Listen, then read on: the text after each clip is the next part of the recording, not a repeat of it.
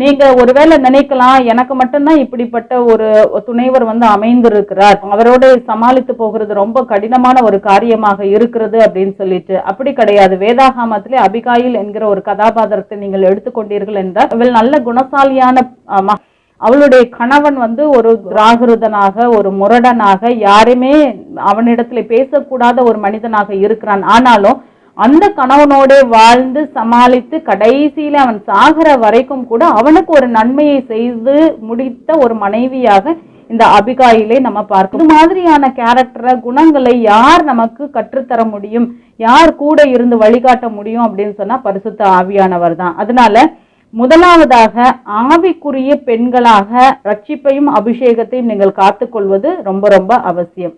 இது ரெண்டும் இல்லாதவர்கள் இதுல சொல்லப்பட்டிருக்கிற எந்த காரியத்தையும் உங்களால ஏற்றுக்கொள்ளவும் முடியாது, கற்றுக்கொள்ளவும் முடியாது, கடைபிடிக்கவும் முடியாது.